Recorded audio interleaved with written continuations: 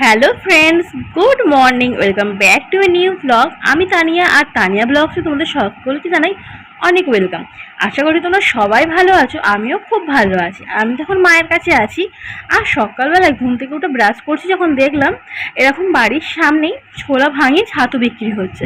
তো বাবা ছাতু কিনলো, সেটাই দেখছিলাম। আর দেখো আমাদের গাছে কত জামরুল হয়েছে, দেখো গাছ পুরো সাদা হয়ে রয়েছে জামরুলে, আর তেমনি গাছের নিচে পড়েও ভর্তি হয়ে রয়েছে।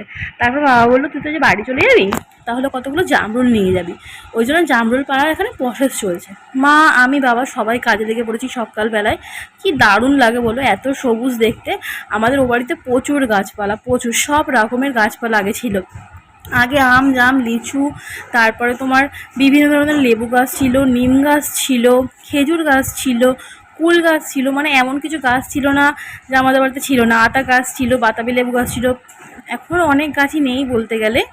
আর এখন জামরুল গাছ রয়েছে, কাঁঠাল গাছ রয়েছে, পেয়ারা গাছ রয়েছে, করমচা গাছ রয়েছে, কিছু কিছু ফলেরই গাছ রয়েছে। তারপর বাবা এখানে বিরক্ত হচ্ছিল, পাচ্ছিল না বলে, নিচে পড়ে যাচ্ছিল বলে আমরা ভালো করে কাপড়টা ধরতে পারছিলাম না।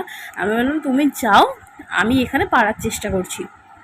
তারপরে আমি এখানে ভালো করে, মানে আমি বেশ উপর থেকে পুরো নামাবো, এই যে এইরকমভাবে নামালে না পুরো থেতো হয় না, এইরকমভাবে নামাতে আমার খুব ভালো লাগে। আর নিচে পড়লেই তো থেতো হয়ে যায়, সেগুলো আর খাওয়া যায় না। আর এরকম করে পেরেছি দেখে মাও খুব খুশি হয়ে গেছে। তারপরে এরকম করে জামরুল পাচ্ছিলাম অনেকক্ষণ। আর সব আশেপাশের বাড়ির কাকিমাদের সঙ্গে কথা বলছিলাম জামরুল পাড়তে পারতে।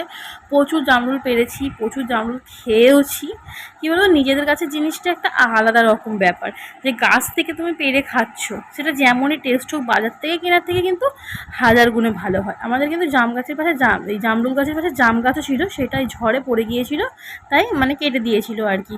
আর দেখো এখানে মাও আমাকে সাহায্য করেই চলেছে। আর আমাদের বাড়িতে কী কী গাছ হয়েছে এখন দেখো, বর্তমানে যে করমচা হয়ে রয়েছে, কত দেখতে পাচ্ছ করমচা ফল।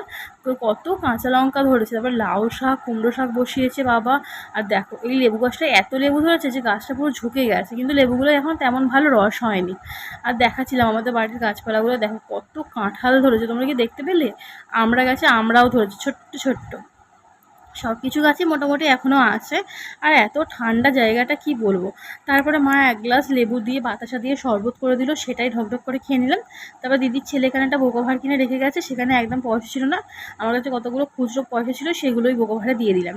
তবে দুপুর হয়ে গেছে, মা আজ একদম হালকা রান্না করেছে।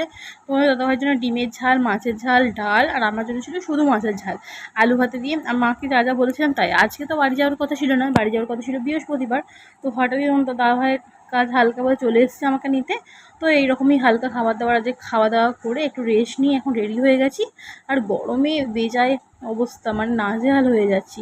আর এখানে মা চুল আঁচড়াচ্ছিল, আর বাবা এখানে কারখানায় কাজ করছে, সঙ্গে আরও দুটো দাদাভাই কাজ করছিল, সেটাই তোমাদের সঙ্গে দেখালাম। আর এই যে বাবার কারখানা ঘর যেটা নতুন হলো, আমার তো এই কারখানা ঘরটা দুর্দান্ত লাগে, বেশ ভালোই লাগছে রাস্তার সামনে।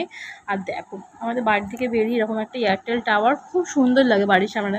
তারপর পাঁচলার কাছে এসে দেখি প্রচণ্ড ভিড়, আর একটা হেলিকপ্টার দাঁড়িয়ে আছে। তারপর শুনলাম যে আজকে নাকি উলুবেড়িয়ার সাইডে, সাঁকরাইলের সাইডে দেব এসেছিলো, সেই ফিরবে এতে করে। তো দেবকে দেখার কি লোক আর ছাড়া যায়, তাই দূরেই দাঁড়িয়েছিলাম, নাহলে আবার বাইক পার্ক করে ভেতরে যেতে হবে, ওই জন্য আর ভেতরে আমরা যাইনি। দূরে দাঁড়িয়ে দেখলাম গাড়ি করে গেল দেব ওখানে। তো ওখান থেকেই মানে তোমার এবার হেলিকপ্টারটা ছাড়বে, এবার চলে যাবে যেখানে যাওয়ার আর কি। হয়তো আরও কোথাও যাবে কি নিজের বাড়ি চলে যাবে জানি না। তো দেবকে দেখার জন্য তো প্রত্যেকটা মানুষের মধ্যে খুব উচ্ছ্বাস। আর এই যে এই টাইমটায় হেলিকপ্টারটা ছেড়ে দিল, কি দুর্দান্ত লাগলো বলো। আমি এরকম হেলিকপ্টার ছাড়তে ফার্স্ট টাইম দেখলাম, তাই না? দারুণ লাগলো। তারপরে দেখি প্রচুর ভিড়, সেই ভিড় কাটিয়ে পাঁচলাখ সাইড থেকে আমরা এখন বাড়ির পথে ফিরছি। আর দেখো রাস্তার অবস্থা দেখো, কত জ্যাম লেগে গেছে। আর তারপর দুদিনের জন্য বাপের বাড়ি যাওয়া, আর একদিনের জন্য নিজের বাড়িতে ফিরে, নিজের ঘরটা ফিরে দেখে যে কী শান্তি লাগে, সে তারাই বোঝে। আর আমিও আমার ঘরে ফিরে এসে একটা স্বস্তির নিঃশ্বাস নিয়ে এবারে নিজের মতন করে ঘরদোর গুছিয়ে আবার সংসার জীবনে ফিরে যাব। মায়ের কাছে ছিলাম যখন, মা তো কিছুই করতে দিচ্ছিল না, খালি শুয়ে শুয়ে খেয়েছি, ঘুমিয়েছি। তো চলো আজকের এই ছোট্ট ভিডিওটা কেমন লাগলো জানিও, ভালো লাগলে চ্যানেলটা সাবস্ক্রাইব করে দিও। টাটা।